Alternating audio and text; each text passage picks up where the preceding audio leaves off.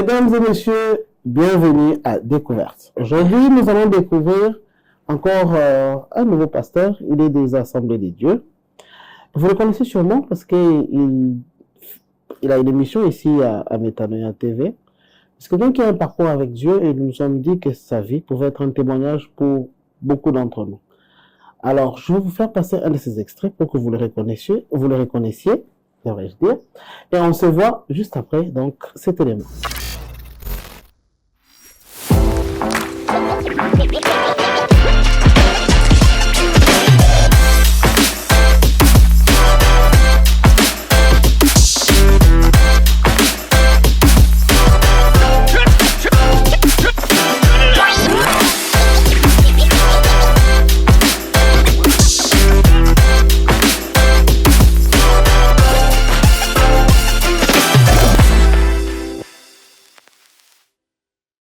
Shalom, bien-aimés dans le Seigneur.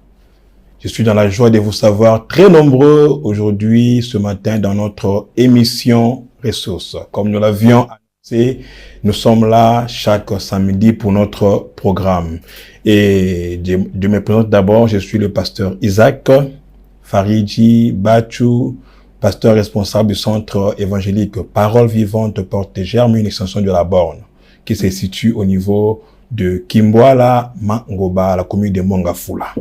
Et ce matin, dans notre émission, nous allons débattre, nous allons parler, donner une information sur un sujet très important, un sujet qui est utilisé par plusieurs personnes, grands, petits, riches, pauvres, pire encore, même les politiciens utilisent cela. Malheureusement, c'est mal utilisé et mal rendu. Voilà pourquoi nous avions voulu bien décortiquer ce sujet et savoir qu'est-ce que cela signifie. Cela pousse beaucoup de gens à se plier, ça pousse beaucoup de gens à sauter, à faire trop de mouvements, et c'est le culte.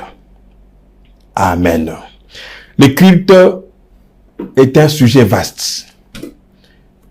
Dans les loges mystiques, on emploie le mot culte. Dans l'église, on parle du culte. Même ceux qui ne prient pas, vous le verrez le dimanche, la semaine, ils se disent, ils partent au culte. Alors, c'est quoi au fait le culte? Si nous voulons bien rendre un culte à Dieu, il nous faut d'abord savoir ce que c'est afin que nous puissions réussir dans cette randonnée. Voilà, vous avez compris donc, il s'agit donc du pasteur Isaac Faridji. Qui est dans le plateau avec moi. Pasteur Isaac, bonsoir. Bonsoir, pasteur. Nous sommes très honorés de vous recevoir dans le plateau de Découverte. Alors, c'est vrai qu'on vous suit déjà à la télé, on connaît votre visage, mais je suis sûr qu'ils aimeraient connaître, à part le nom, qui est exactement le pasteur Isaac Faridji. Comment vous vous présentez vous-même? Ok, merci beaucoup pour la question. Ok. Je suis le pasteur Isaac Faridji Bachou.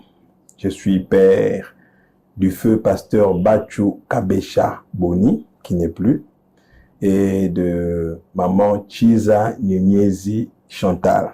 Je suis marié à madame Élisée Ferraza Mpala. Maman Élisée, vous saluez de là où vous êtes, que Dieu vous bénisse. Et avec qui nous avons eu 5 enfants, dont 2 filles et 3 garçons. On vous salue aussi à la maison, que Dieu vous bénisse. C'est qu'il faut retenir en ce qui me concerne. Voilà, je pense s'il y a encore autre élément à ajouter. Alors, pasteur, vous êtes pasteur principal d'une église, l'Assemblée des Dieux.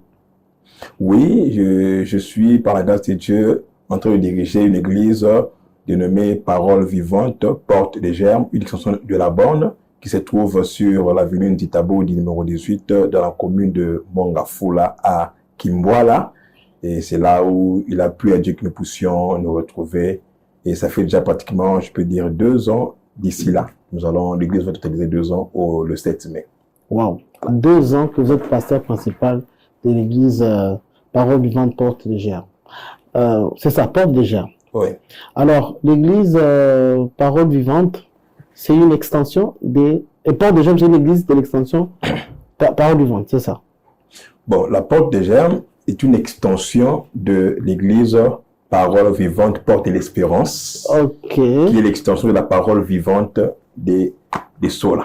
Ah. Le pasteur Rémi Djonga. Ok. Donc, Très le bien. pasteur Rémi Djonga avait envoyé le pasteur Blanchard Moulela Ok. à Iringui, la parole vivante porte l'espérance. Mhm. Et c'est là avec lui que nous étions.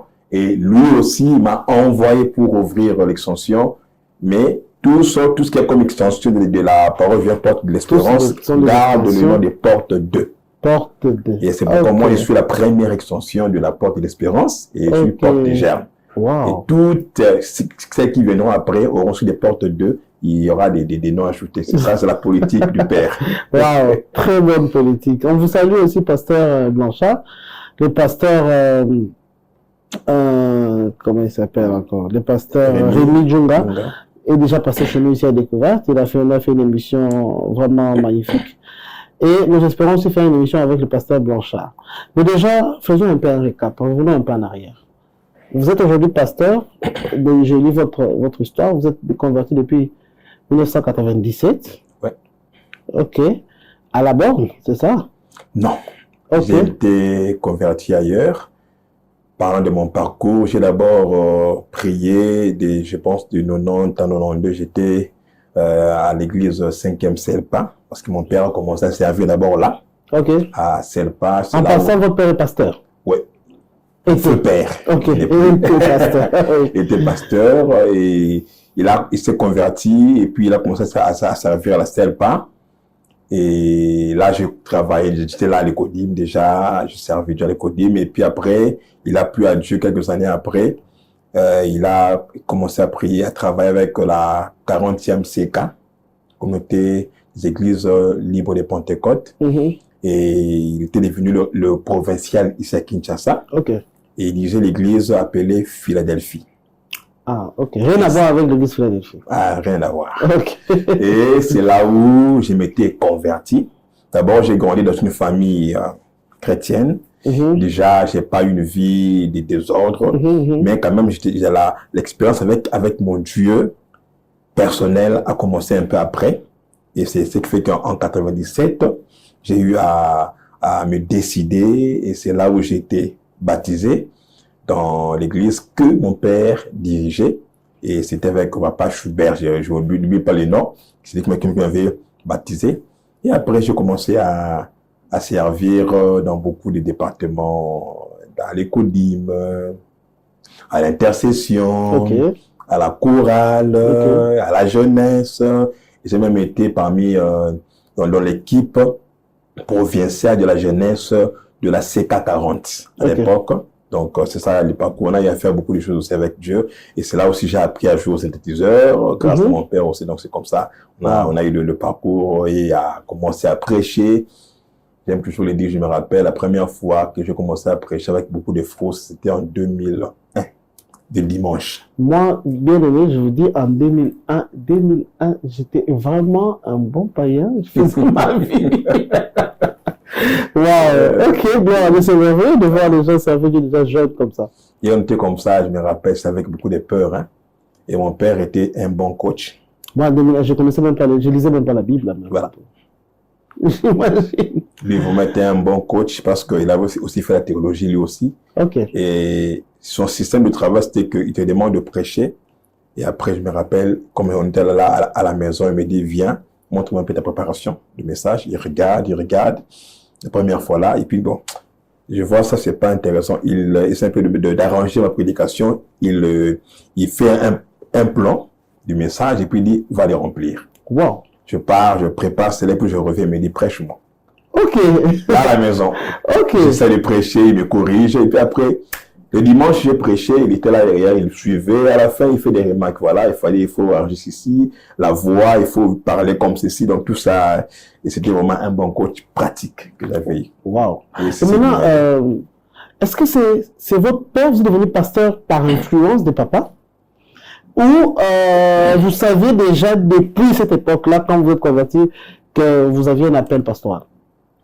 Bon, il ne peut pas dire que c'est par mon père, parce que c'est pas tout le monde qui est pasteur à la maison. Et je me rappelle, mais une fois même, cela m'était arrivé pendant que je servais Dieu. Je me suis dit, est-ce que mes parents n'ont pas peut-être fait un vœu à Dieu en mon nom, sans le savoir, parce que comment j'ai pu avoir un grand amour pour les choses de Dieu comme ça. Ok. Donc, j'étais prêt à tout pour servir le Seigneur et à me sacrifier pour l'œuvre de Dieu. Et c'était d'abord un fardeau que j'avais. Un fardeau. Et mon premier encadreur dans la prière, c'était ma mère, qui était le dirigeant adjoint de l'intercession. Ah, ok. Alors, elle m'a aidé dans la prière, mon père dans la parole et beaucoup de conseils. Donc, j'étais là, mais je sentais les choses de Dieu qui commençaient à monter en moi. Et j'avais eu le message de Dieu par rapport à ça. Et la première fois, j'avais même eu un rêve. Dans ce rêve-là, Dieu m'était... Donc, je dormais et je m'étais retrouvé dans ce rêve-là, dans la salle d'intercession de l'église. Et soudain, je voulais sortir, j'entends une voix qui m'appela par mon nom. C'était à 3 reprises. Et puis quand j'ai tourné pour voir, j'ai vu la fille lumière là qui sortait du mur, qui me parlait. J'ai fui. Ok. Et en sursautant comme ça, j'ai parlé à mon père. Il m'a dit non, il fallait que tu attendes. Il m'a expliqué l'histoire de Samuel, comment ça s'est passé. J'y pensais même. Il fallait que tu puisses écouter. Mais, j'avais peur. À cette époque-là, il ne peut pas commencer déjà à vous coacher, déjà à prêcher ou pas encore? Bon, déjà, oui. Déjà, il me coachait déjà à ça. Alors, bon. On peut dire que papa savait déjà que vous aviez l'appel pastoral. Apparemment, oui. Parce qu'il m'aidait avec ça. Et même lui, il voyait plus en moi le ministère d'enseignant. Ok. Déjà. Et puis, il m'aidait aussi par rapport à ça aussi. Il me conseillait par rapport aussi à ça. Et quand je l'ai remarqué, que Dieu ne m'avait rien dit, j'ai eu mal au cœur. Pourquoi? Il fallait que j'attende. Et j'ai commencé depuis ce jour-là à prier pour dire à Dieu, qu'est-ce que tu voulais me dire? Ok. Je sens que c'est un appel. Et à plusieurs reprises, je priais. Et une fois, j'étais dans un temps de prière personnelle, parce que j'avais trop de temps de prière personnelle, des retraites, 2 jours, 3 jours. Des fois, je peux partir à Mangengue, je prie seul, ou à Luzizi, là. J'avais beaucoup de temps de prière seul. Et c'est venu de qui? Comme ça? C'est cette culture-là de prière. Bon, mon père. Ah, papa était... Mon père, parce que j'ai fait la première fois une retraite dans la forêt avec mon père. C'était à quelle occasion? Bon, parce qu'il en avait marre avec la vie qu'il menait quand il s'est converti. C'est-à-dire? Il était d'abord païen. Ok. Il s'est converti. Oui. Avant de se convertir, il était encore un peu têtu. Ok. Dieu l'a contraint à se convertir en perdant beaucoup de ce qu'il avait comme avantage. Le travail, il travaillait avant à l'office de route. Ok. Il a perdu le travail, ma sœur aînée était morte, tout ça. Alors, il a fait un choc. Donc, il s'est converti, il devient déjà pasteur, mais sa vie sociale était devenue pire qu'avant. Voilà, alors on commence à dire à Dieu, mais pourquoi? Ça a duré beaucoup d'années? Oui, hein, ça a pris du temps, parce que je me rappelle, depuis ce temps-là, c'était plus de 5 ans, hein, je crois comme ça. 5 ans? Alors, c'était pas facile pour lui. Nous étions même sous-logés dans une église, dans une maison de la Selpa. Ok. C'est là où nous étions, une maison là, bizarre, là, il n'y avait pas de fenêtres, pas de pavements, tout ça. Alors, c'est juste pour avoir un endroit. Alors, il s'est dit que trop, c'est trop. Ok. On doit les prier. Ils sont partis. Et ça, j'aime l'attitude. Donc, il a décidé que la seule solution devait venir de Dieu. Voilà. Et vous étiez très jeune à l'époque. Très jeune. Alors, il nous a pris, moi et mon petit frère qui vient après moi, pour dire on va aller chercher Dieu. Vous pouvez voir quel âge à l'époque déjà? Bon, je pense que c'était entre 10 ans, 11 ans, comme 10 ans, je pense, vers 10 ans. Il vous a mené à la montagne à 10 ans? Ok. On est parti comme ça. Il a dit, on va aller chercher Dieu. Wow. On est parti à Kikimi. Dépassé l'aéroport, là. Nous sommes allés à une forêt, là. Il n'y avait qu'une seule maison, là. Et les portes étaient en gris et les fenêtres. Donc, la nuit, quand il fait froid, vous sentez vraiment la fraîcheur. Maman aussi attendait famille pour donner naissance à une de mes sœurs, là. Sûrement, il voyait aussi que c'était aussi compliqué aussi pour s'occuper de la naissance de... Alors, on l'a amené dans l'hôpital d'une connaissance du jour-là, Kikimi. Il est resté là-bas et nous sommes partis. On a amené... il était déjà à terme. Voilà. Ok. On a amené quelques provisions là. Il y avait des poissons là avec aubergines et je crois que nous sommes partis et qui était même fini avant même le jour qu'on nous sommes donc c'était pas une retraite à jeûne, non? Non, bon, on mangeait. Ok. Oui, mais c'était pas à jeun, mais c'est juste pour prier. Ok. Et puis quand la nourriture a été finie, on commençait à manger des soirs, des peut-être douces là, un peu, bon, c'était pas un bon, hein, vraiment très, très comestible. Et Bref, c'était comme un jeûne de Daniel, quoi. voilà. Et on a fait pratiquement 3 jours là. Et le 3e jour, il y a mon petit frère qui dira, papa, j'ai rêvé que Dieu a mis les poissons dans l'eau. Papa dit, c'est la réponse. On rentre. Waouh. Et en Et revenant. votre petit frère, déjà en passant, avant que je vous interrompe, qu'est-ce qu'il est devenu? Il est pasteur aussi? Non, il est serviteur de Dieu, un Ok. bon prédicateur aussi. Ok. Il est même chez moi à l'église. Ok. Il dirige le département de la musique. Il Waouh. joue très bien aux instruments, en tout cas guitare, synthé, flûte, tout Ok. ça. Il est dans beaucoup de choses. Et puis un bon prédicateur. Il est aussi enseignant. Bon, là, dans le métier, hein, il est enseignant, il donne des cours de mathématiques, physique, tout ça, et informatique. Il a fait pas l'IFASIC, ISIPA, il a fait Ok. l'ISIPA. Donc, Ok. c'est ce qu'il est. Ok, revenons un peu dans l'histoire. Donc, il dit qu'il a rêvé que Et Dieu a Dieu... mis les poissons dans l'eau. Ok. Papa dit que ça, c'est la réponse, on peut rentrer. Ok. Et en rentrant comme ça, on a trouvé là, à l'hôpital, déjà quelqu'un avait payé les frais pour la maternité. Ah bon? Et après, il y avait son oncle qui était promu au travail, quelque part là. Attendez, c'est le jour où vous rentrez que vous trouvez tout ça déjà. Il était Wow. promu et puis il avait envoyé quelqu'un pour le chercher. Il est passé là, nous étions à Mongafou, là, il ne nous a pas trouvé, on a dit qu'ils sont partis à Kikimi. La voiture est venue jusque là où nous étions.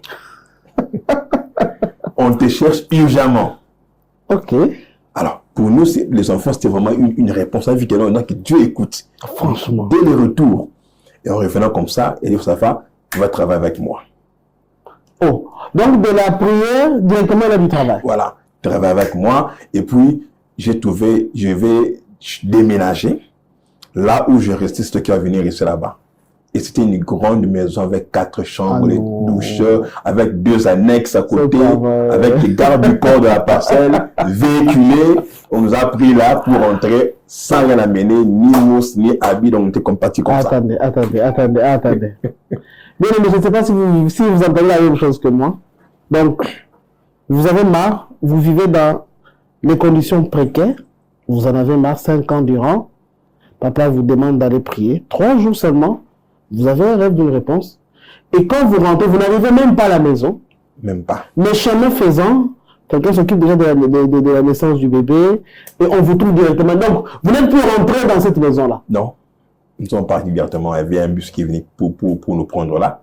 Et c'est comme ça que la vie a dû changer. Et pour nous, ça nous avait marqué depuis ces jours-là. Ok. Donc, j'imagine un enfant de 10 ans qui voit ça, qui ne s'amuse pas avec la prière. Non. Et c'était l'habitude de mon père. Dans lui, toutes les fois qu'il vient, ça ne va pas. Il dit toujours quoi? Je sais une chose, avec Dieu, Nzombo le soir existe. Ok. C'est sa phrase. Il est Nzombo le soir. Wow. Je me rappelle encore une fois là, on avait connu des difficultés aussi financières. Il nous a demandé de tous aller prier. Dieu va envoyer quelque chose. Nous sommes entrés, nous les enfants, prier. On ne sait pas qu'est-ce qu'on disait à Dieu, mais on priait, on demandait. Et dès qu'on a fini là, quelqu'un a toqué à la porte. Il m'a appelé, Farid, va voir un peu c'est qui. Je viens là-bas, c'est un monsieur qui vient là avec une enveloppe kaki. Oh, c'est chez les pasteurs. Oui. Je le cherche. Je viens là-bas. C'était un type qui avait une dette de papa depuis longtemps d'une grosse somme et qui est venu payer les mêmes jours. Non, c'est pas. Et après, il me dit, vrai, Dieu écoute. Donc nous sommes marqués comme ça en voyant que la prière a beaucoup d'impact. Et c'est ce qui a fait que j'ai beaucoup aimé aussi la prière. Et j'ai beaucoup travaillé pendant une dizaine d'années dans l'intercession. Donc j'ai dirigé aussi les départements d'intercession après dans mon parcours. Donc j'ai aimé la prière parce que j'ai su l'impact de la prière. Mais je sens qu'il faudrait qu'on parle à quelqu'un qui nous suit en ce moment. Qu'est-ce que tu dirais à notre frère ou notre soeur qui nous suit en ce moment, mais qui a une vie de prière un peu négligée? Au regard de qu'est-ce que tu peux donner comme conseil? En tout cas, comme conseil à donner, c'est qu'il ne faut jamais baisser les bras parce que la prière est une puissance. Amen. Est une solution. Amen. Quel que soit le degré de ton problème que tu as, il faut toujours compter sur Dieu. La prière est un dialogue que nous avons avec notre Père. Un dialogue là qui passe toujours. Et j'aime toujours dire que la prière, c'est comme un téléphone que Dieu nous donne. Avec lequel il faut causer avec lui. Et dans ce téléphone-là, il n'y a pas de partenaires sur les réseaux. Wow. Les réseaux passent très bien. Il y a toujours du crédit. Et le crédit, il y en a. Le crédit, il y en a toujours. Donc, il se charge de nous donner ce crédit-là. Et quand tu l'appelles, il écoute. Il faut toujours l'appeler. Il dit, invoquez-moi et je vous répondrai. Je vous révélerai les choses cachées. Et sache que les souffrances que tu vis aujourd'hui ne sauraient être comparées à ce que Dieu te prépare après. Prie le Seigneur, même si tu sens que la réponse tarde un peu à venir. Attends toujours, tu verras les résultats. Et qu'il faut d'abord prier, ce qui est important. Tu pries, tu parles à Dieu, il entend et il va exaucer. Donc, ne baisse pas les bras, quel que soit ton problème, Dieu agira. Amen. Et c'est une chose pour compléter, en fait, le pasteur Isaac, c'est que aussi, lorsque tu pries, sache que prier, ce n'est pas seulement parler. Prier, c'est aussi entendre du retour. Comme dans le témoignage qu'il nous a dit, c'est que il a prié, mais ils ont eu une réponse. Donc, quand tu finis de prier, tu dois aussi être attentif et sensible pour écouter le retour de Dieu, pour savoir la direction dans quoi est-ce que Dieu te demande. Peut-être que ton exaucement demandera que tu poses un acte. Peut-être que ça demandera que tu puisses faire un geste. Voilà. Alors, il faudrait toujours être sensible. Ou aussi, tu peux aussi rien faire. Comme le cas qu'il a donné de l'enveloppe. Vous attendez et ça arrive. Ouais. Mais, dans tous les cas, il faut prier et rester sensible et réceptif. D'avoir un message, une réponse venant du Seigneur pour savoir comment orienter l'attitude qu'il y a après la prière. Wow. Mais là, c'est fantastique. Et aujourd'hui, vous êtes pasteur à une extension de la Bord, ouais. Parole vivante, porte des gerbes. Ouais. Vous y êtes depuis 2 ans. C'est à Kimboa, là, c'est ça?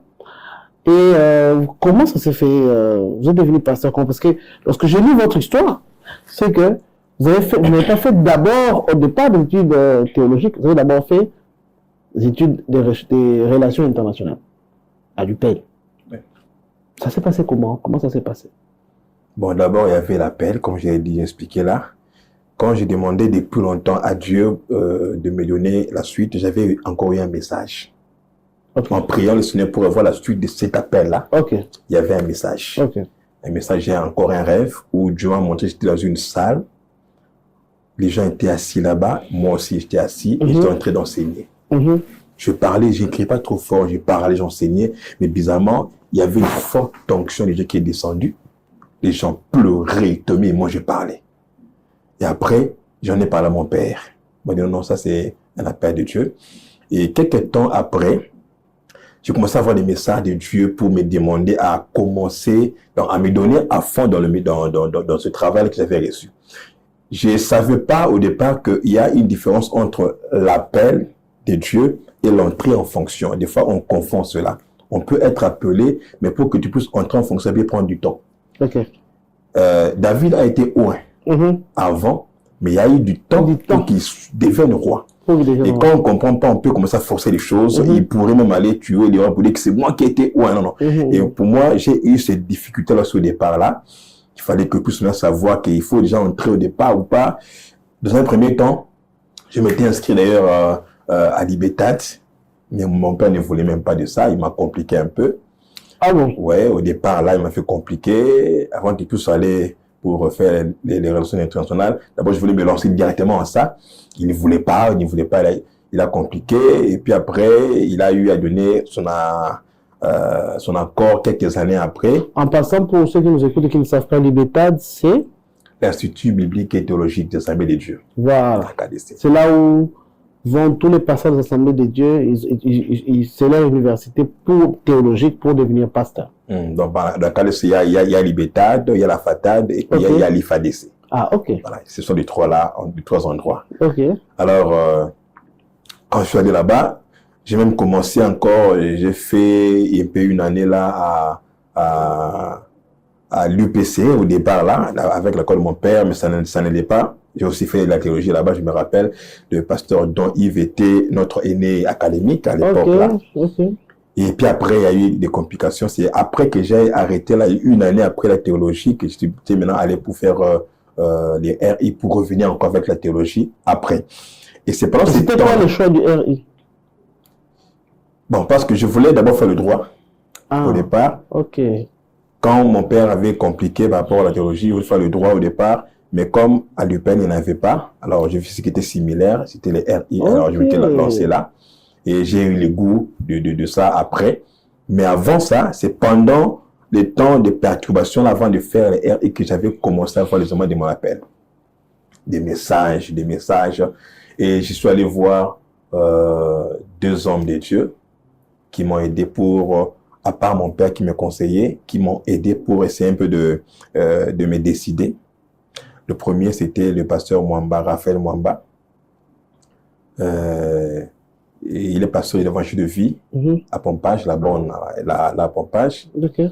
Pour dire, je sens qu'il y a un appel, je me bats un peu par rapport à mon appel, qu'est-ce qu'il faut que je fasse, dois-je prendre tel chemin?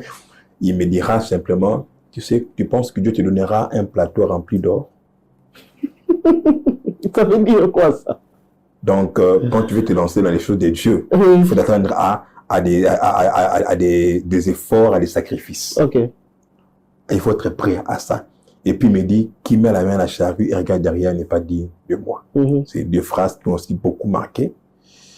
Et puis je suis encore allé voir un autre homme de Dieu, le pasteur David Kungula, que je salue aussi en passant. On vous salue, pasteur. Qui m'avait aussi aidé dans des conseils et qui m'a prié. J'ai parlé encore avec le pasteur, il y avait encore un autre pasteur que j'ai eu à contacter, Papi Lodi, qui aussi était un encadreur, carrément. Il est fait pasteur, il n'est plus. C'est lui qui dirigeait l'église de la Borne à Goma, par Évangile de vie Goma. Okay. Il m'a aussi aidé dans les conseils dans ces débuts-là. Et avec eux, j'ai pu avoir un peu de directives pour m'affirmer, savoir à quoi j'étais appelé. Et d'abord l'appel au ministère, et puis après savoir quel est le ministère particulier. Et j'ai compris que j'étais appelé à l'enseignement. Okay. Et je me suis dit, bon, ça veut dire qu'est-ce qu'il faut faire? Un enseignant doit avoir la maîtrise de ce qu'il enseigne, donc il doit tout faire pour qu'il puisse apprendre, pour ne pas tâtonner et puis être superficiel dans ce que j'aurais enseigné. C'est pour ça que j'ai commencé maintenant à beaucoup étudier, et je m'étais après inscrit à la théologie. Quelques années après, bien sûr. Après, vous avez même fini et puis je suis allé maintenant pour faire la théologie à l'IFADC, Institut facultaire Assemblée de Dieu, où j'ai commencé là, et en 2020, j'ai pu finir avec les études là-bas. Et il a plu à Dieu, j'ai continué à exercer, j'ai commencé maintenant à exercer le côté enseignant avant l'église, au niveau de la faculté déjà, parce que là, il a plu à Dieu, j'ai été retenu là, comme assistant, et là, je suis là comme chef de travaux. Et je sers le Seigneur à l'église, mais je suis aussi enseignant là à la faculté, où nous formons les pasteurs, les hommes de Dieu, et dans ces domaines-là, et j'ai pu faire encore mon 3e cycle là-bas, le DA, et je me prépare maintenant pour ma thèse. Voilà. Wow. Ça, c'est intéressant. Mais ce qui est drôle, c'est qu'à part tout ça, vous travaillez aussi dans les séculiers. Oui. Comment vous faites pour partager votre temps? Bon. Vous êtes pasteur principal de l'église. Vous êtes assistant à l'université théologique. Vous travaillez dans les séculiers. Vous travaillez à la Banque centrale. Et quoi encore? C'est tout, hein? Ça fait déjà. Oui, non, c'est ça. Et puis, dans le domaine de l'écriture, écrivain. Ouais, vous êtes aussi écrivain, parce qu'on va parler même de votre livre. Alors, comment vous faites pour gérer votre temps par rapport à ce temps? Vous êtes aussi père de famille. Voilà. C'est aussi une fonction, il faut le faire. Et comment vous faites pour gérer tous ces temps-là? Bon, à cette question, j'aime toujours donner un exemple. J'exerce beaucoup plus l'équité et non l'égalité. Ok. Développez un peu. Voilà. Quand on parle de l'égalité, ça veut dire on donne à chacun et à chaque personne les mêmes capacités ou encore les mêmes heures. Chacun, par exemple, je prends ma journée et si c'est 24 heures, je divise par le nombre de tâches que j'ai. Chacun aura les mêmes choses. L'égalité. Or, toutes ces activités n'ont pas les mêmes importances aussi. Alors, je m'arrange pour que je puisse exercer plus sur l'équité. Ok. Donner à chacun ce qui lui est dû. Ça veut dire, la famille doit avoir le temps réservé à la famille. Quand il faut aller au travail séculier, je m'arrange pour ne pas aussi détruire, comme la parole déclare, de donner à César ce qui est à César. Quand il faut être à l'église, je m'arrange pour être à l'église, et des fois avec beaucoup de sacrifices, Parce que je me rappelle, surtout quand je commençais avec l'église, les temps étaient compliqués. Je devais me réveiller chaque jour le matin à 4 heures pour aller au travail afin d'éviter les bouchons. Mais après, l'église a commencé. Avec l'église, je dors pas toujours tôt. Je dors souvent tard. Et alors, au début de l'église, la première année, j'avais les surménages. Il fallait essayer un peu de m'arranger pour que je gère mon temps.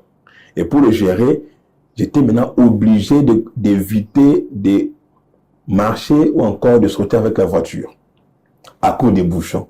Alors, pour avoir assez de temps de sommeil, je dois dormir jusqu'à 6h30 ou 7h pour que je me réveille.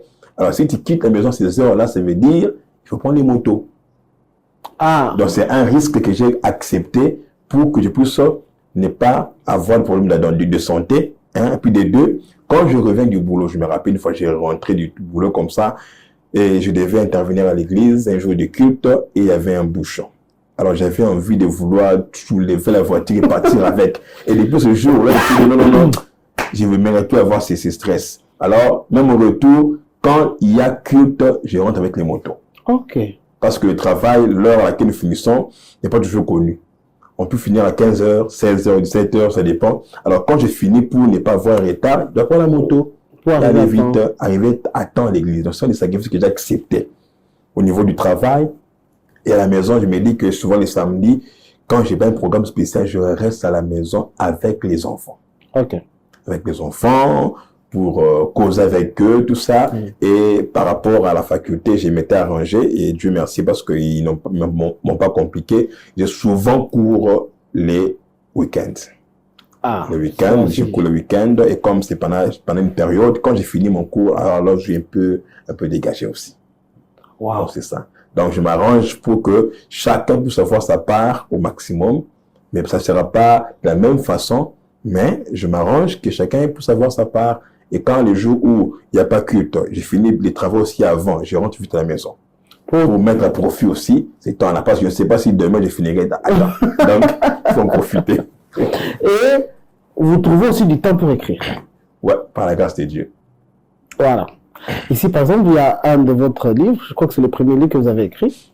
C'est les baptêmes d'eau. Comment vous faites d'abord avant d'y arriver? Comment vous faites? Où trouvez-vous le temps pour écrire? Parce que vous devez dormir, là où vous êtes à Kinshasa, c'est soumis aux embouteillages. Le week-end, vous devez soit donner cours, soit consacrer ça à la famille. Sans compter que les jours de la semaine, vous avez des cultes aussi. Et le samedi, après avoir consacré le temps à la famille, vous devez préparer les cultes de demain. Où trouvez-vous le temps pour écrire? Sans compter que vous avez 8 heures de travail tous les jours de la semaine. Bon, le temps se crée toujours. Je me dis que tous les temps morts que je peux avoir, je les mets à profit. Je les mets à profit pour que je puisse écrire. Même quand tu dors, un écrivain, un auteur ou un penseur a toujours quelque chose à écrire à côté. Quand il y a une idée qui vient, je me mets, j'écris. Si j'ai pas quelque chose, j'écris au téléphone. Et je m'arrange pour que tout ce que j'ai comme enseignement aussi à préparer, je les saisis, j'écris. Et si j'ai eu à lire des livres, je mets des références, je me dis que ça peut me servir pour un livre même à la langue. Donc, tout enseignement que je fais, je m'arrange à les saisir et à mettre des références avant. Et pour le livre que vous tenez, c'était pas maintenant que j'ai écrit ça. Ça fait très longtemps. J'ai commencé à l'écrire. C'est un livre qui date de longtemps, mais que j'ai eu à améliorer après. C'était d'abord un syllabus qui servait d'enseignement dans les églises où j'ai prié, mais qui après qui est devenu un livre. Donc, s'il faut parler de ça, c'est l'inspiration est née depuis 97. 97. Mais vous l'avez publié qu'en 2024. Pourquoi autant de temps? Il fallait savoir comment le faire. Et j'ai pu été boosté aussi par un homme de Dieu. Le docteur Bati. Saloumou. C'est lui qui lu. Docteur, là vous êtes, nous vous saluons aussi. Et qui m'a dit que, mais tu peux en faire, tu as l'art, donc tu peux aussi le mettre à profit. Et déjà, ça peut déjà être un livre. Il m'a aidé à faire de ce syllabus que j'avais, un livre. Ok. Et puis, il m'a orienté comment je pourrais le faire. Donc, c'est un coach dans, dans ce domaine de littérature, d'écrivain, qui m'a encouragé à faire de ces livres aussi, de ces services, que j'avais un livre sur le baptême d'eau. Ok. Et parce que on en parle, donc le pasteur Isaac est auteur du livre Baptême d'eau, qu'il a écrit, donc, dont la pensée a commencé depuis 1997. Donc, quelques temps après que vous vous baptisiez. Oui. Et puis, mais heureusement, où Dieu est passé par donc, le docteur Bahati pour le motiver. Et c'est en 2024 que c'est sorti. Alors, on va se retrouver juste après ce numéro pour en parler. Depuis mars 2020, nous avons mis en place une chaîne de télévision avec des programmes de qualité qui vous gardent dans la foi et dans la communion avec le Saint-Esprit. Et ce, tous les jours avec une équipe très motivée et passionnée pour l'évangélisation à travers les médias. La vision que le Seigneur a mise dans nos cœurs depuis 2013 est non seulement d'orienter ses brebis vers les églises ayant une bonne doctrine chrétienne, mais surtout d'amener l'Église à abandonner sa manière de penser humaine pour épouser celle de Dieu révélée dans sa parole à travers la Bible, notre parchemin. Contenu dans un seul mot grec, métanoïa. Cela est devenu pour nous notre leitmotiv. C'est pour ça que notre cœur bat. Lorsque nous avons reçu cet appel de la part de Dieu pour démarrer ce ministère médiatique, ce fut un acte de foi que nous avons posé. Et depuis, par la grâce de Dieu, nous sommes parmi les chaînes évangéliques les plus suivies de la francophonie. Mais nous ne comptons pas nous arrêter là. Nous sommes très encouragés par vos différents messages et témoignages que nous recevons chaque jour et nous vous en remercions vivement. Mais quand mieux faire est possible, bien faire n'est jamais assez. Nous inspirons donc à bien d'autres choses, telles que intégrer les bouquets satellitaires, être capable de tourner de nouvelles émissions plus édifiantes, vous offrir des films chrétiens les plus récents et voire même traduire celles qui n'ont pas de version française. Vous faire découvrir davantage la profondeur et la richesse de la parole de Dieu enfouie dans la crème des orateurs répandus à travers le monde. Bref, vous offrir des contenus de qualité 100% chrétiens. Mais la réalité est que nous sommes butés à des difficultés de plusieurs natures. Nous avons un effectif très limité d'argent. Nous travaillons avec des bénévoles qui sont à temps partiel. L'espace où nous sommes ne nous suffit plus. Les bureaux sont trop étroits et des matériels insuffisants pour nous permettre de réaliser toutes nos prévisions afin d'atteindre nos objectifs. Voilà pourquoi nous faisons cet appel, afin d'élargir notre spectre de travail pour qu'ensemble, nous parvenions à écrire une nouvelle histoire au sein de l'Église locale. Rejoignez-nous dans cette mission de grande envergure. Faites-nous part de votre don volontaire en accédant sur notre site web ou application mobile. Cliquez sur le bouton « Donner », choisissez votre mode de paiement par Mobile Money ou Mastercard. Si vous optez pour le Mobile Money, inscrivez le montant de votre don, choisissez votre compte Mobile Money et insérez votre numéro de téléphone, puis validez votre paiement. Vous recevrez une notification confirmant votre paiement. Si vous choisissez pour un paiement Mastercard ou Visa, insérez le montant de votre don volontaire, remplissez votre identité suivi de votre numéro de téléphone, votre email, votre numéro de carte Visa ou Mastercard, la date de validité de votre carte Mastercard ou Visa, insérez les 3 chiffres du code CVV juste à l'arrière de votre carte, puis validez votre paiement. Vous avez aussi la possibilité de faire un virement bancaire via le numéro du compte. Pour ceux de la République démocratique du Congo, utilisez que la partie assurée. Vous avez encore la possibilité de faire une transaction via MoneyGram, Ria Money, Western Union au nom mentionné ci-dessous.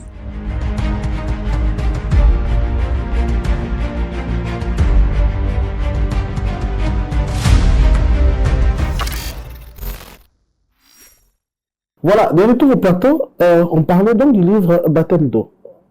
C'est un livre que vous avez commencé déjà à y penser depuis votre conversion. Ouais. Pourquoi vous avez commencé à parler de ça? Ok. Parlons de la motivation de ce livre. Oui. Et la motivation est née après une question qui a été posée par un homme et des questionnements internes. Après mon baptême en 97, j'avais suivi l'enseignement comme tout le monde. Et puis après, il y avait un vieux du quartier, mais qui aussi fréquentait l'église. Il n'était pas vraiment un chrétien fort, mais qui venait à l'église quand même. Donc, il fréquente l'église. Mais lui, il ne croyait pas au baptême. Oh. Il ne croit pas au baptême. Bon, il dit que c'est pas important. Donc, quand on est sauvé, on croit en Christ, bon, ça suffit. Mais si quelqu'un maintenant était mort et puis n'est pas baptisé, est-ce qu'il perd quoi? Donc, il me demandait quelle est l'importance du baptême. Alors, je savais... Ce qui n'est pas très fort, ce qu'il dit, parce que c'est pas le baptême qui le sauve aussi.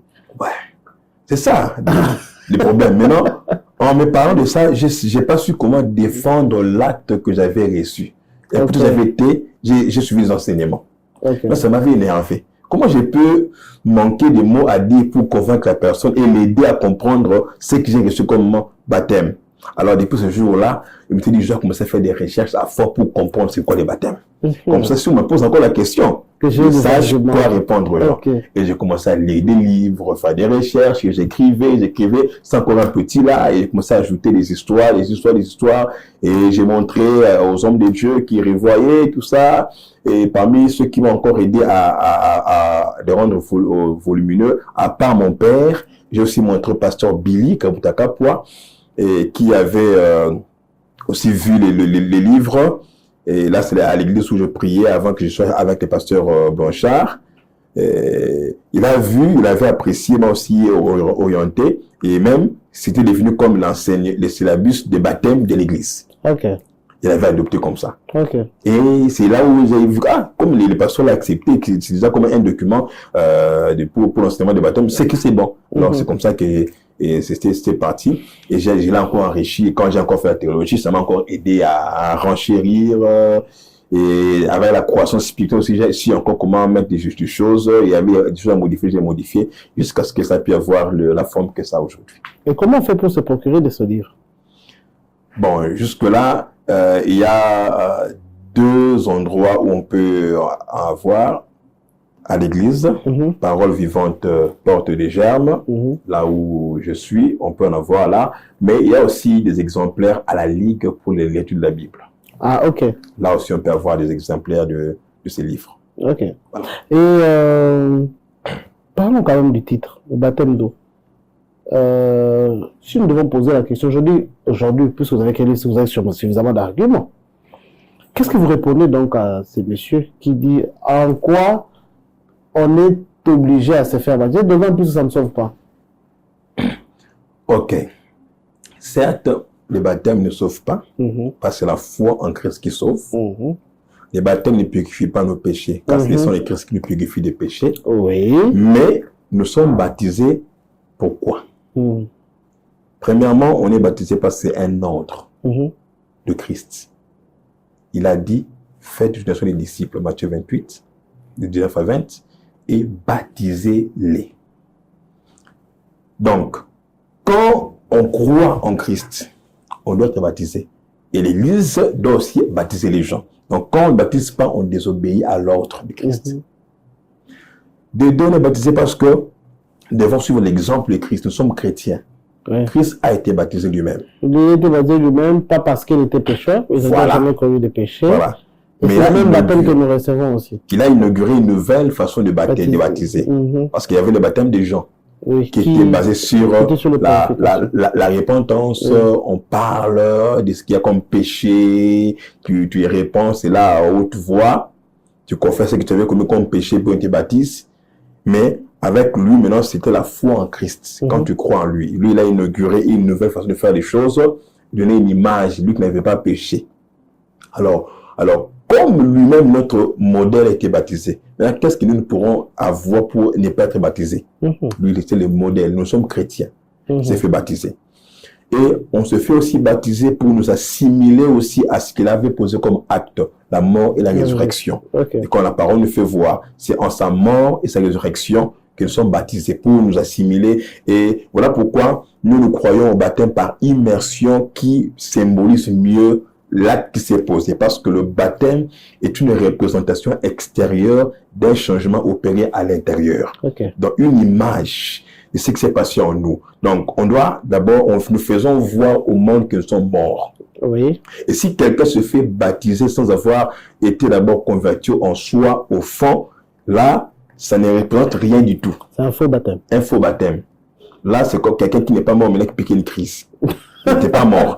Donc, il n'a pas pu ressusciter aussi. Alors, on veut que tu meurs et tu vas ressusciter. Et c'est symbolisé par le fait d'être immergé dans l'eau. On plonge dans l'eau. C'est la mort. C'est la mort. Quand tu sors, la résurrection. Christ qui est revenu à la vie. Et voyez, ça c'est l'image. Et c'est un témoignage extérieur au public de ce qui s'est passé en nous, le baptême. Alors, quand tu as honte du baptême, ça veut dire que tu as honte de ce que tu avais reçu en Christ. Mais le baptême aussi nous permet aussi d'accéder ou de passer à la table du Seigneur. Ok. Sans le baptême, on ne passe pas la Sainte Seine. Vous voyez? Et vous verrez aussi que, parce que il y a deux sacrements auxquels nous croyons, nous, protestants, évangéliques, c'est le baptême et la Sainte Seine, des sacrements que Christ avait laissés. Alors, nous devons nous suivre ces sacrements-là à l'être pour être dans la parole. Et le baptême aussi nous permet aussi de devenir membre aussi d'une église. On devient aussi par aussi les baptêmes. Voilà, il y a plusieurs éléments qui ont pu pousser à ce qu'on puisse avoir le baptême. Et je pense qu'avec ça, on peut comprendre pourquoi du baptême. Alors, par rapport à ce que vous dites, ça contredit un peu une pensée que d'autres ont, parce que si réellement le baptême ne purifie pas, alors que dites-vous de personnes qui disent qu'il faut baptiser sur une eau coulante?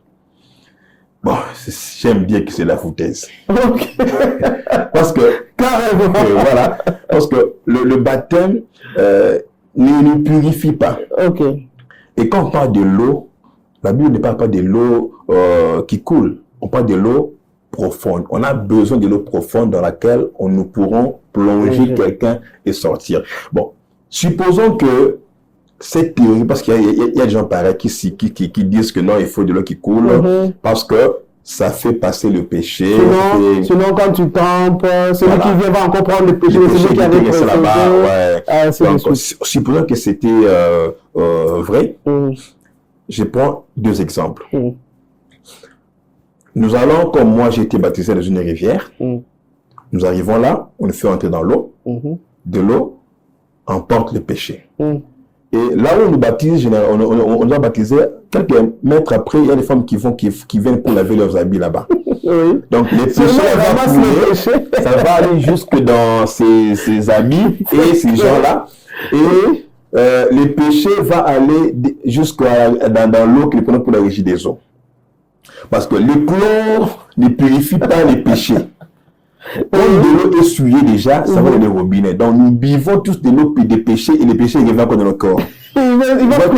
Voilà, c'est ça le problème. Donc nous pensons que c'est cette eau-là qui enlève le péché. Non, c'est le sang de Christ qui nous purifie. Le baptême est fait pour les personnes sauvées. Ok, donc si je comprends bien, je me rassurer. Ici, je ne parle pas en tant que pasteur, ici je parle en tant que chroniqueur. Donc, si je comprends bien, on reçoit Jésus comme Seigneur et Sauveur, on est purifié, on est né de nouveau, on est une nouvelle créature. Et c'est cette nouvelle créature qui va se faire baptiser. Oui. Ah, ok. D'accord. Et maintenant, et ce qui pose problème, le baptême de bébé. Vous dites quoi? Par exemple, il y a des églises où on baptise les bébés. Parce que justement, il faut être baptisé pour aller au ciel. Bon, déjà, votre théorie, trouve ça déjà erroné, hérétique, déjà du fait que comme le baptême ne sauve pas, donc c'est inutile de baptiser les bébés parce que même les adultes, ça ne sauve pas non plus.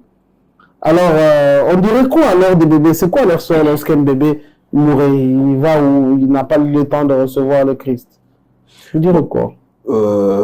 Déjà, le sort de ceux qui meurent dépend d'abord de Dieu lui-même. Quand ils partent, mais nous parlons de ce que la parole déclare, c'est la foi en Christ d'abord. Parlons du pédobaptême, baptême des bébés. Ah, c'est ça l'expression. Voilà. Pédo. Pédo. Ah, comme Voilà, pédophilie. pédophile. Ok, pédo. Baptême. Vous entendez, il faut noter, hein, nouveau vocabulaire. Parlant du pédo-baptême, comprenez que c'est quelque chose qui n'est pas normal parce que le baptême exige d'abord la foi. Mhm. On a Une vu bonne l'évêque conscience éthiopien qui, sûrement. après avoir écouté la parole, il a dit qu'est-ce qui empêche qu'il puisse être baptisé? Non, de l'eau est là. Alors, il est descendu pour être baptisé. Il faut avoir la foi. Vous voyez. Quand nous lisons la parole de Dieu dans 1 Jean 3, 21, nous parle que le baptême, c'est un engagement d'une bonne conscience envers Dieu. Et c'est ça la bonne définition même du baptême. Oui. Alors, maintenant, dites-moi cet enfant s'est engagé quand? Parce qu'il n'a même pas la conscience. Mhm. Ces baptêmes-là, c'est comme si c'est un baptême fait sur base de la foi des parents. Oui. Or, le salut est individuel. Individuel. Oui. Donc, il faut que la personne puisse continuer. Voilà pourquoi ceux qui sont baptisés de ces bâtêmes-là, après, on leur demande de faire la confirmation. Voilà, ils confirment Ils leur veulent foi. confirmer leur foi. Ok. Parce qu'au départ, c'était sur la base des foi des parents. Ok. Et là, c'est comme si ça n'avait pas de sens. Et donc, le mal en ça, c'est que, premièrement, ils sont baptisés sans avoir une foi, sans avoir expérimenté un changement. Christ a dit, faites des disciples et baptisez-les. Ils ne sont même pas disciples. Le mot les veut dire, ça remplace un premier qui remplace disciple. Oui. On baptise qui? Les disciples. Mhm. Un disciple, c'est celui qui a cru en Jésus, qui a Jésus comme Seigneur et Sauveur. Il faut d'abord devenir disciple pour être baptisé, être converti. Mais l'enfant est devenu disciple quand? Il a cru en Jésus quand? Il ne connaît même pas qui est Jésus. Donc il faut d'abord qu'il expérimente lui-même la conversion et la repentance. Il a la foi, il vit la conversion et la repentance, les trois conditions-là, pour que quelqu'un puisse passer aux eaux de baptême. Maintenant, l'enfant, là, il a cru quand? Il s'est converti quand? Il s'est repenti quand? C'est un problème sérieux. Donc, par là, c'est pas normal. Et si quelqu'un mourait sans avoir été baptisé, mais qui avait la foi en Christ, le salut sera aussi assuré pour lui d'abord. Ok. Parce que, je me rappelle, cela, il nous est aussi arrivé récemment. Il y a parmi les gens qui devaient être baptisés chez nous à l'église, il y avait 14 personnes, mais la 13e personne était tombée malade. Il a manqué au baptême. Il n'y a pas longtemps ici, juste le baptême avant la Pâque. Et après, il n'a plus à Dieu, il est mort. Il est mort, mais il a eu le temps de faire l'entretien. Il a reçu Christ, il n'a pas eu le baptême. Vous direz que, comme il ne va pas passer dans l'eau de baptême, non. C'est d'abord la foi qui compte d'abord. Il a cru en Christ. D'abord, la foi là, il a tout abandonné, il a confessé les péchés et c'est ce qui compte. Un peu comme le monsieur qui est mort à la croix avec Jésus. Voilà, il était baptisé. Il voyez. Donc, pour dire que... Il s'est converti derrière la croix. Là, la croix. C'est ce qui importe. Donc, il faut avoir d'abord la conscience. Tu es d'abord sauvé et tu suis les principes prévus pour les personnes sauvées. Okay. J'ai parlé de la foi. Tu reçois Christ comme Seigneur et Sauveur. J'ai parlé de la repentance, métanoïa, changement des pensées. Vous voyez d'où est-ce que nous avons eu ce nom? Donc, tu regrettes le péché que tu avais commis, le mal, et puis il y a la conversion, donc tu changes aussi de vie. Parce que il faut commencer, j'aime toujours le dire, commencer par expérimenter une repentance avant la conversion. Tu changes d'abord des pensées avant de changer de direction. Parce que tout commence par la tête. Mais dites-moi, l'enfant là, il a regretté quoi de ce qu'il a fait dans la vie parce qu'il ne sait même pas c'est quoi les péchés. Et là, il s'est décidé quand il changeait la vie. Et voilà pourquoi il faut que les gens là, ces enfants-là, après le baptême, en tant que bébé, quand ils grandissent, ils méconduisent parce qu'ils disent, ils ignorent tout ce qui s'est passé. Ils n'ont rien de différent. Et pour leur baptême, on leur avait juste tenu informé qu'ils étaient baptisés. Ils ne savent même pas. Ils se rendent même compte de ça dans une photo. Ils disent, voilà. C'est mon parrain pour m'aider à avancer, me coacher. Donc, il y a des parrains pour les baptêmes. Ok. Et vous pensez qu'il est important de changer de nom après un baptême? Bon, je pense pas que ça soit vraiment important. Hein. Je pense pas. Certes, le nom peut aussi avoir beaucoup d'influence parce que nommer quelqu'un, c'est... Parce qu'il y a de ceux qui disent qu'il faut avoir un nom de baptême. Là. Bon, c'est pas tout. Bon, moi, j'ai été baptisé, mais c'est pas un nom de baptême. J'ai gardé mon nom, mon prénom et mon nom. Et je suis ce que je suis aujourd'hui. Vous voyez. Et Dieu vous utilise. Et Dieu m'utilise. Donc, c'est pas vraiment obligatoire de changer. Mais si vous voulez ajouter un nom, c'est pas un problème, mais changer des noms. Ça n'a rien de doctrinal, ça n'a rien de voir avec tout. Dieu. C'est même pas biblique. Nulle part, on a vu. Ça, c'est toi-même. Ouais. Quand l'élu éthiopien a été baptisé, ce qu'on a dit que son nom était devenu Barthélemy. Ouais. Voilà, il y a des gens qui disent que non, tu vois, changer de nom, c'est un peu comme Paul qui était Saul avant et puis qui est devenu Paul, qui est malheureusement une erreur. D'autres même qui disent que Pierre, tu vois, il était Simon, il est devenu Pierre, etc. Qu'est-ce que vous direz à ces gens? Bon, est-ce que même Paul, même Pierre, voyons quand même Abraham, non, ouais, Abraham il n'a pas changé de nom après le baptême, même Jacob. Non, ça c'est Dieu qui s'est décidé de changer de nom de gens par rapport à leur appel lui-même. Il n'y avait pas de lien avec le baptême, c'était par rapport à un appel, ouais, même Sarah. C'est par rapport à un appel et ce que Dieu voulait faire avec eux. Vous voyez? Et il a aussi vu l'image, encore le sens du travail qu'ils étaient appelés à faire après. Il a eu à changer de nom de ces personnes-là. C'est Dieu qui le fait. Et c'est pas nous qui devons changer. Et Dieu n'a pas le nom de Moïse. Il est resté comme ça. Oh, Moïse, c'est un nom égyptien. Voilà. Vous voyez que c'est pas une obligation. Dieu, il le fait s'il le veut par rapport à une mission quelconque et particulière. Et s'il le veut déjà, il peut même inspirer tes parents comme il a fait avec le Messie, avec Marie. Donc, il voit que cet enfant sera ceci, il inspire les noms. On voit si, avec Jean, son père aussi, a donné le nom, Dieu avait déjà montré. S'il le veut, tu peux ne pas savoir, Dieu avait déjà inspiré. On peut penser que c'est moi qui ai réfléchi, mais Dieu a orienté ta pensée pour que tu puisses donner un nom à cet enfant. Et le nom là aussi peut aussi impacter sa vie à la longue. Donc, c'est pas toujours lié au baptême. Donc, Dieu peut parler et puis inspirer un nom d'une manière ou d'une autre. Donc, ça dépend. Wow. C'était une émission merveilleuse. On tend déjà vers la fin. Mais aussi, nous avons constaté que vous avez un fardeau important sur le culte. Actuellement, vous passez une série d'enseignements. À Métanda, vous parlez sur le culte. Oui. C'est une série. Oui, une série d'enseignements. Et pourquoi c'est ce fardeau sur le culte? Bon, c'est fardeau, c'est parce que d'abord j'aime les cultes. D'abord, j'aime les cultes, ça déjà. Et je suis conducteur du culte. Vous appelez quoi? C'est quoi ce que vous appelez culte? Les cultes, comme vous le suivrez dans l'émission, c'est un rendez-vous. Ok. Un rendez-vous sacré. Des hommes et des femmes qui ont soif de Dieu et qui viennent pour le rencontrer. Ok. Donc, un rendez-vous de racheter autour du nom de Jésus. Ok. Et quand on dit que je pars au culte, ou j'ai un culte qui peut être personnel ou communautaire, ça veut dire j'ai un rendez-vous avec Dieu. C'est un rencard. Oui, un rencard. Et dans ce rencard, alors on se prépare pour y aller. Et il y a des façons. De la même manière que quand j'ai un rencard avec une femme, etc., je me prépare, je me coiffe, Voilà. On se prépare aussi pour rencontrer le Seigneur. Voilà. Sauf que la préparation, là, de la même manière qu'on se coiffe, ce sont les préalables là spirituels pour rencontrer l'autre côté. Et maintenant, la différence c'est que ces rencarts-là, c'est un rendez-vous sacré. Ok. C'est pas que ça va être Dieu. Autant nous pourrons donner beaucoup d'importance à d'autres réunions ou rendez-vous, il faut aussi le faire avec Dieu, lui qui est le créateur. Donc, nous devons beaucoup respecter ces rendez-vous, que ce soit personnel, que ce soit communautaire, il faut le faire. Donc, j'ai aimé cela, je suis conducteur de culte depuis très longtemps, j'ai modéré, pas depuis longtemps aussi, et j'aime les temps de culte aussi, personnel, des temps de prier le Seigneur. Et le but, c'est de pousser les gens à développer des temps de culte. D'abord personnel, mais aussi communautaire. Parce que l'impact que nous voulons avoir dans notre ministère, dans notre vie, dans notre travail, dépend aussi des temps que nous aurons à passer avec Dieu dans le secret, dans le culte personnel.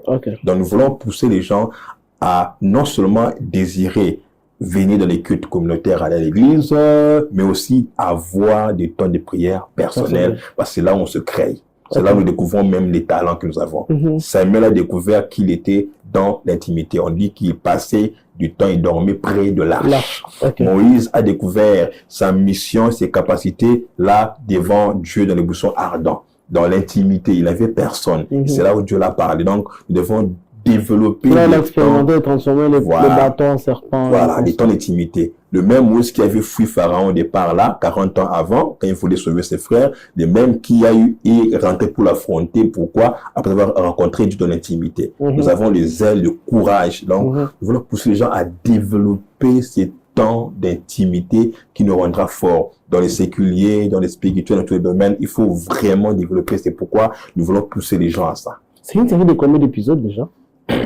Bon, il y a plusieurs épisodes là, mais nous ne pourrons pas tout dire. Est-ce que vous ne pensez pas en faire un ouvrage? Comme ça, vous pourriez bien tout mettre, même si ça sera en tome, on ne sait pas. Mais au moins, vous pouvez tout mettre que les gens peuvent après, ceux qui sont amoureux de la lecture, vous n'y avez jamais pensé? Bon, effectivement. Ça fait partie d'un de mes livres. Donc, en dehors du baptême. Mais ici, on a vu qu'un seul livre de vous. Voilà, en dehors du baptême d'eau, j'ai aussi écrit un autre livre sur les cultes. Mais vous ne nous avez pas présenté ce livre? Bon, c'est encore dans la maison d'édition. Ok, c'est un livre qui est en gestation. Qui est en gestation. Okay. J'avais déjà écrit, on me l'avait envoyé, j'ai corrigé, j'ai encore envoyé. Et on attend que ça puisse paraître déjà sorti d'ici là. J'aurai à vous en parler, même prochainement. Je crois qu'on va faire un numéro pour en parler. Voilà, pour en parler. Et tout ce que j'enseigne là, je tire quelques éléments de ces livres-là. Ok. Donc, il y a beaucoup de choses à dire là-dedans, mais je prends des éléments essentiels. Et alors, ce qui fait que ceux qui voudront aussi, à la longue, avoir tous les détails sur ces livres-là, pourront se procurer. Ils pourront s'en procurer. Et c'est un livre qui est issu de beaucoup d'expériences. Donc, j'ai fait plus de 20 ans dans les domaines de conduite et culte. J'ai eu même une formation sur les cultes, sur la conduite de culte à Rhema Worship. Le leadership and worship, dirigé par le pasteur Tom et Henri Papa. Et nous étions là, on a mélangé l'expérience, la formation et tout ça. Et excusez, avec ça, on a eu à concevoir un livre aussi qui aide. Et par-ci par-là, des fois, nous allons dans des formations, des séminaires, des églises où nous partons pour en parler. Et j'ai eu aussi à le faire au niveau de la communauté aussi. Avec les modérateurs, on a fait réunir les modérateurs de la communauté de Ngalema 1, la KDC. Et on a donné une formation modérateur, conducteur des cultes, choriste. Et on a même donné des brevets. Donc, avec ça, on a eu à aider beaucoup de gens avec ces documents-là. Donc, ceux qui voudront en voir, je vais nous en parler dès que le livre va sortir. Mais suivez l'émission Ressources et vous verrez quelques éléments. Qui passe chaque samedi, voilà, 9h, de Kinshasa. Voilà. Et déjà, KDC, pour ceux qui ne savent pas, KDC, c'est la communauté des assemblées de Dieu du Congo. Et là, vous avez aussi occupé pendant plusieurs années, vous êtes aussi actif au niveau de la communauté. Oui, actif. Parce que l'église fait partie de la communauté. Oui. Mais en plus d'être pasteur principal, vous avez aussi des tâches que vous faites pour le compte de la communauté des assemblées de Dieu. Bon, oui. Actuellement, je fais plus vraiment grand chose à la communauté à part être pasteur. Je suis seulement, je suis actuellement pasteur de la KDC, mais aussi je dirige une commission événementielle au niveau du district de Ngalema 1, où je suis moi avec le pasteur Christian Condé de Philadelphie, sous Saint-Tarissable de Mimosa. Et le pasteur Frédéric, nous sommes là dans l'équipe pour travailler dans la commission d'événementiel du compte du district de Ngalema 1. Mais avant ça, j'ai dirigé pendant plus d'une dizaine d'années le département de la jeunesse de la KDC de Ngalema 1. Donc, je dirige des jeunes, tous les jeunes de KDC de Ngalema 1 parce que la borne est dans la communauté des assemblées de Dieu qui est la KDC. La KDC qui est dans l'ECC. Voilà. Alors, j'ai dirigé ces départements-là. Au même moment, je travaille aussi avec le pasteur Blanchard Moulela, qui m'avait laissé dans ce département-là, parce que lui qui dirigeait avant ce département au niveau du district de Ngalema 1, j'étais là comme financier dans son bureau. Quand il a pu l'élever comme provincial, diriger les jeunes de la province de Kinshasa, lui m'a proposé là, au district. Et puis, il m'avait encore pris au même moment, j'étais avec lui dans le provincial comme conseiller et dans le domaine de finances. Et donc, je travaillais au même moment comme sectionnaire dans Ngalema 1 et puis conseiller au niveau de la province. Et c'est comme ça qu'on a eu à travailler pendant au moins un long moment dans la communauté. Et nous sommes toujours là jusqu'à aujourd'hui. Wow. Alors, que direz-vous parce que là, parmi les choses qu'on a ajoutées, on avait oublié d'ajouter que vous avez des fonctions au niveau de la KDC. Et qu'est-ce que vous dites à mon frère, ma soeur qui nous suit et qui trouve des raisons pour ne pas beaucoup étudier, ou il dit que puisqu'il sert, il ne devait pas faire autre chose, ça développe un peu la paresse. Comme Paul disait, celui qui ne veut pas travailler, qui ne travaille pas non plus. Quel conseil vous donnerez donc à ces personnes qui se disent qu'ils ont un ministère, Dieu les a appelés? Ça se voit que vous les connaissez depuis très jeune déjà, 10 ans peut-être déjà, mais ça ne vous a pas empêché d'étudier, de travailler, de faire tout ça, quoique ayant en tête que vous avez un appel venant de Dieu. Qu'est-ce que vous donnerez comme conseil à toutes ces personnes qui ne veulent faire rien d'autre que attendre de l'appel pour commencer à exercer? En tout cas, je vous conseillerais d'étudier et de travailler. Pourquoi? Vous savez, l'impact que nous voulons aussi avoir dans le ministère dépend de notre bagage. Ok. Pas seulement des connaissances théologiques. Pas seulement ça. Ok. La théologie est là, mais aussi l'expérience. Parce que même quand nous prêchons, c'est que tu as comme background aide aussi pour asseoir et puis appuyer ton message. Ok, parfait. Le passé de chacun aide aussi. Les disciples qui étaient pécheurs avaient d'autres exemples quand ils devaient prêcher et parler de gagner les âmes. Christ même a dit que je ferai de vous des pécheurs d'hommes. Tout à fait. Et ceux qui étaient là, qui faisaient l'impôt, ils ont aussi servi pour servir Dieu aussi avec leur connaissance, expertise. Et le pauvre, vous pouvez parler des athlètes, des prix, Voilà, parce qu'ils s'y connaissaient. Et la connaissance que nous avons, que ce soit dans le séculier ou dans l'œuvre de Dieu, nous aidera à aller loin. Pourquoi? Voyez un peu l'impact qu'a eu Paul et ceux qui n'ont pas beaucoup étudié les disciples. Il y a une bonne partie des livres écrits par Paul. Pourquoi? Parce qu'il avait étudié, il avait appris. Vous voyez, il avait la connaissance. Alors, il y a des endroits que vous pourrez ne pas partir parce que vous serez stressé et puis complexé par manque de connaissances. Alors, vous devez apprendre à affronter tout le monde. Donc, vous pourrez limiter votre ministère à cause du manque de connaissances que vous avez. Or, Dieu vous attend à beaucoup de choses. Donc, il faudra vraiment ajouter à la fois la connaissance que vous avez. Et c'est là dans tous les domaines. Dans les formations, comme j'aime beaucoup les formations, mais aussi dans les lectures. Lire des livres, ce qui est difficile pour beaucoup de gens aussi. Ils ont du mal à acheter des livres, ils voient que c'est compliqué. Et pourtant, la lecture aide beaucoup. Aide beaucoup. Lire des livres, étudier, être formé, et dans beaucoup de domaines, ça aidera aussi à avancer. Et ça t'aidera aussi à ne pas être complexé. Tu vas limiter ton champ d'action parce que tu as peu de connaissances. Et tu vas les élargir quand tu as assez de connaissances. Donc, je nous encourage à étudier, et c'est dans les séculiers, dans la théologie aussi, parce qu'il y a ceux qui disent que bon, non, il faut étudier. Ça aussi, c'est encore une autre théorie. Il faut étudier, connaître à fond ce qui est prévu. C'est pourquoi j'encourage aussi les serviteurs de Dieu à faire la théologie. Être formé, vous connaîtrez la vérité sur la Bible pour éviter des torts entre l'écriture. C'est des gens qui tordent l'écriture parce que, pas volontairement, mais parce qu'il ignore. Il dit des vérités, mais parce qu'il n'a pas été encadré en ça. Et je le découvre. Quand nous donnons les enseignements aux pasteurs, vous voyez qu'il y a des concepts que les gens avaient. Donc, ces pasteurs, s'ils ne savaient pas que là, ceci, c'est expliqué comme ceci. Vous voyez? Parce que je donne le cours des doctrines. Vous voyez? Les doctrines, j'explique c'est quoi la doctrine et les choses sur lesquelles se base la foi. Vous voyez? Le credo même des évangéliques. Protestants, des credo des pentecôtistes. Vous voyez? C'est de ça que je parle même au niveau de mon enseignement. Donc, nous aidons les gens à savoir cela. Donc, c'est important que chaque personne qui est appelée, qui puisse avoir d'autres connaissances aussi, la théologie aussi, étudier, être formé, ça t'aidera à élargir ton champ d'action et à ne pas te complexer face aux autres. Wow. Bien aimé.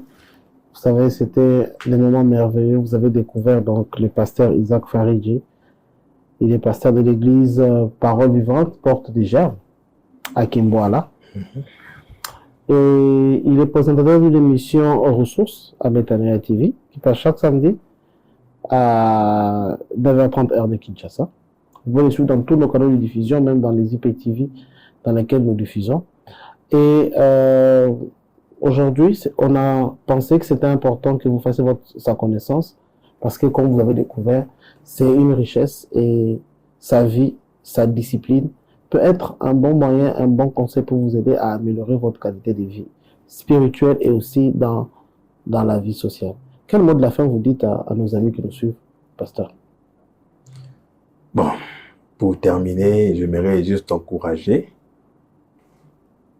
tous ceux qui sont appelés, premièrement, à savoir attendre le temps de Dieu et comprendre qu'il y a un temps qui sépare l'appel et l'entrée dans les ministères. Et pendant ce temps-là, il faut rester sous les pieds des maîtres pour apprendre.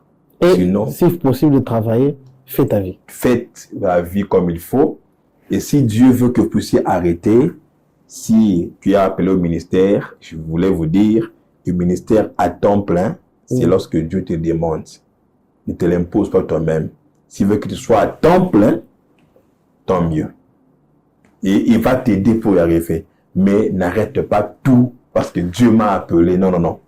Travaille, fais la part des choses et laisse-toi guider par Dieu.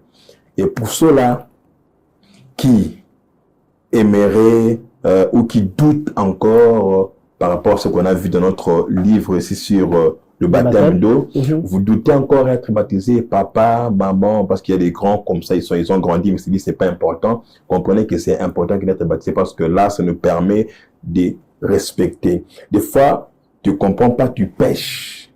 Pas parce que tu as volé, parce que tu avais triché, mais parce que tu as désobéi à l'ordre. Bon, être baptisé, c'est un ordre. Ok. Baptisez-les. C'est un ordre que Christ a donné. Alors, il y a des choses énormes que tu manques de Dieu parce que tu refuses le baptême. Sois baptisé et tu verras comment Dieu va te faire entrer dans une autre nouvelle saison de ta vie qui t'aidera aussi à avancer, à aller loin. Et pour ceux-là qui aimeraient aller loin, découvrir les capacités que Dieu a placées en vous pour aller loin, je vais vous demander de développer des temps d'intimité avec Dieu. Okay. Tout un chacun, et ça vous aidera aussi à réaliser des grandes choses. Et vous verrez, comme ce fut le cas avec moi, tout ce que j'avais eu à prévoir de réaliser dans la vie, curieusement, je les ai réalisés. Une à une, mais pas comme je l'ai pensé.